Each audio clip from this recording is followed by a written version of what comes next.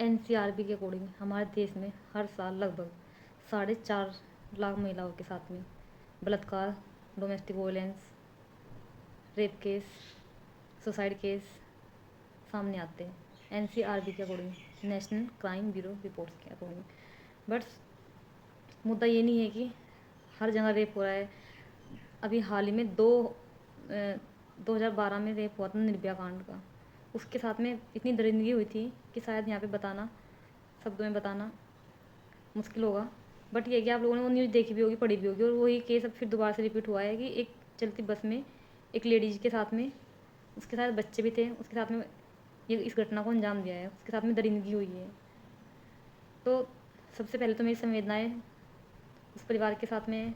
दूसरा ये है कि लोग उन लोगों को ही, उन महिलाओं को ही इस दृष्टि से देखते हैं जिनके साथ में बलात्कार हो जाते हैं। मतलब उन महिलाओं की क्या गलती है? कुछ गलती की है, कुछ पाप किया है उन्होंने, उनकी क्या गलती रह जाती है कि अगर उनके साथ में ये दरिंदगी हो रही है? गलती तो जो दरिंदगी करते हैं उनकी होती है, तो फिर क्यों नहीं उठा के उनको जेल में डाल दिया जाता है? ये कहते हैं ना कि ये हिंदुस्तान है, ये इंडिया है, भारत है, हिंदुस्तान है, संविधान संविधान है, संविधान से चलेगा, ये देश है, संविधान से चलेगा। ठीक है, तो वही है ना कि संविधान चाहे कितना भी अच्छा क्यों ना हो, वो अंततः बुराई साबित होगा अगर उसे उपयोग में लाने वाले लोग बुरे होंगे। और संविधान चाहे कितना भी बुरा क्यों ना हो, वो अंततः अच्छा ही साबित होगा अगर उसे उपयोग में लाने वाले लोग अच्छे होंगे। तो फ्रेंड्स, बस मैं ये बात कहना चाह रही हूँ कि हर रोज़ इतने केस दर्ज हो जाते हैं, चाहे फिर वो फैमिली में हो, चाहे फिर वो मर्डर केस हो, चाहे फिर वो रोड एक्सीडेंट हो, चाहे फिर वो डोमेस्टिक वायलेंस हो, चाहे फिर वो रेप हो, दर्ज होते हैं केस।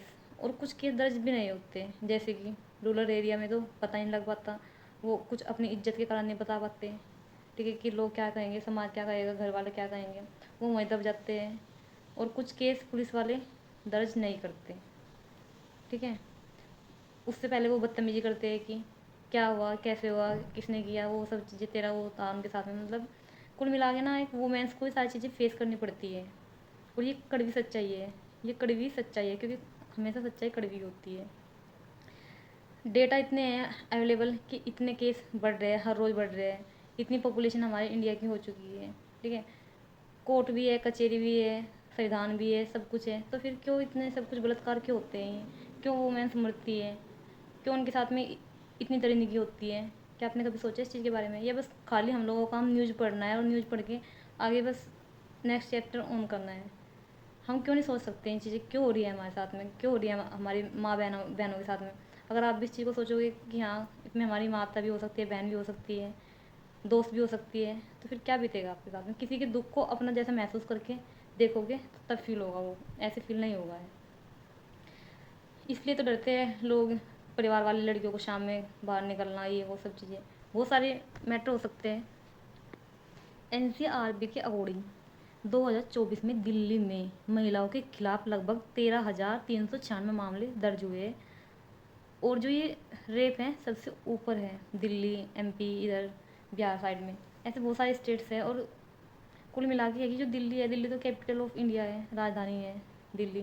ठीक है, हर जगह डिजिटल है, यहाँ कैमरा है, वहाँ कैमरा है, फिर भी इतनी दरिंदगी, इतना अत्याचार, इतना सब कुछ, इतना शोषण कैसे हो जाता है? कैसे हो जाता है इतना सब कुछ? कैसे जो दरिंदे होते हैं उनकी कैसे हिम्मत हो जाती है ये सब चीज़ें करने की? फ्रेंड्स, मैं आप लोगों को ये कहना चाह रही हूँ कि आज भी कहते हैं ना कि हम लोग तो महिलाओं की पूजा करते हैं, महिलाओं तो देवी होती है। ठीक है, घर की लक्ष्मी होती है। तो फिर जो देवी होती है, घर की लक्ष्मी होती है, तो उनके साथ में ये इतनी बड़ी दरिंदगी होती है, तो फिर कोई आवाज़ क्यों नहीं उठा पाता? अभी एक डॉक्टर थी जो कोलकाता में इसके साथ में बलात्कार हुआ था, नाम मुझे थोड़ा, मोमिता करके कुछ थी शायद, कोलकाता में हुआ था उसके साथ में, डॉक्टर मोमिता। कितने दिन में वो हेडलाइन चला, लगभग लगभग 10 दिन, 15 दिन, 20 दिन चला होगा वो, फिर क्लोज हो गया चैप्टर उसका। और अब उसका जो अपराधी है वो बाहर भी घूम रहा है, वो करके बेचारी मर गई, जान से चली गई, तड़पी। ठीक है, वो आज भी जो उनके दरिंदे हैं ऐसे छूट जाते हैं, बेल पे छूट जाते हैं वो, और घूमते हैं, सत्ता उनका साथ देती है। ठीक है, और आपने कभी क्या सोचा है कि ये जो बड़ी बड़ी पर्सनैलिटी होती है इनके साथ में क्यों नहीं कुछ हो पाता? क्यों आम लोगों को ही पिसना पड़ता है हर बार? क्यों इनको ही हर बार कीमत चुकानी पड़ती है? मरने के लिए भी इनको कीमत चुकानी पड़ती है। पैसा, पावर, ये सब चीज़ें, पॉलिटिक्स, ये सब चीज़ें, इस वजह से इनके साथ में सब कुछ ऐसा होता है।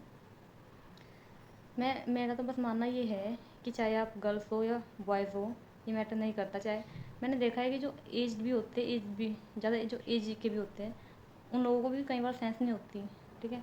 वो ये नहीं सोचते कि कोई लड़की है वो हमारी बेटी के बराबर है या फिर हमारी बहन के बराबर है, उल्टा उसके ऊपर कमेंटबाजी ये वो सब चीज़ें।